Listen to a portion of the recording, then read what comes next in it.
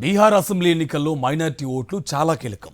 ముస్లిం ప్రాబల్యం ప్రాంతమైన సీమాంచల్ను ఆకర్షించడానికి ప్రధాన పార్టీలు గట్టిగానే పోటీ పడుతున్నాయి. ఎన్డీఏ, మహాగఠ్ బంధన్, ఎంఐఎంకు తోడు ఈసారి ప్రశాంత్ కిషోర్, జైన్ సురాజ్ పార్టీ కూడా బరిలోకి దిగింది. ఇన్ని పార్టీలు పోటీలో ఉండడం ఎవరికి ప్రయోజనం? ముస్లిం ఓట్లు చీలికతో ఎన్డీఏ లాభపడుతుందా? త్వరలో అసెంబ్లీ ఎన్నికలు జరగనున్న బీహార్లో ముస్లిం ఓటర్లు గణనీయమైన సంఖ్యలో ఉన్నారు.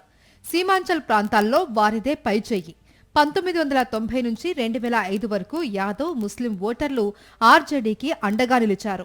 ఆ తర్వాత ఓట్లు చీలినప్పటికీ 2020 బీహార్ అసెంబ్లీ ఎన్నికలలో ఆర్జేడీ వైపునకు మళ్లారు. దీంతో ఆ ఎన్నికల్లో ఆర్జేడీ బీహార్లో అతిపెద్ద పార్టీగా అవతరించింది. కానీ ప్రభుత్వాన్ని ఏర్పాటు చేయలేకపోయింది. అందుకు ఒక కారణం ఎంఐఎం. ముస్లిం ఓట్లను కొల్లగొట్టి 5 సీట్లను గెలుచుకుంది. మరికొన్ని సీట్లలో గణనీయంగా ఓట్లు చీల్చింది. సీమాంచల్లో పూర్నియా, కతిహార్, కిషన్ గంజ్, అరారియా, సుపాల్ జిల్లాలు ఉన్నాయి. మొత్తం 24 అసెంబ్లీ సీట్లు ఈ జిల్లాల పరిధిలో ఉన్నాయి. ఈ ప్రాంతంలో ముస్లింలు, వెనుకబడిన కులాల ఓటర్లు ఎక్కువ మంది ఉన్నారు. సీమాంచల్లోని కిషన్ గంజ్లో దాదాపు 70%, అరారియాలో 42%, కతిహార్లో దాదాపు 38% ముస్లింలు ఉన్నారు. సీమాంచల్లోని ఈ ప్రాంతం మహాగఠ్ బంధన్ కు చాలా కీలకం. గత అసెంబ్లీ ఎన్నికల్లో ఈ ప్రాంత ఓటర్లు ఓవైసీకి జై కొట్టారు. దీంతో మహాగఠ్ బంధన్ దెబ్బతింది. అయితే ఈ ఎన్నికల్లో ఆర్జేడీతో పొత్తు పెట్టుకోవాలి అని ఓవైసీ భావించారు.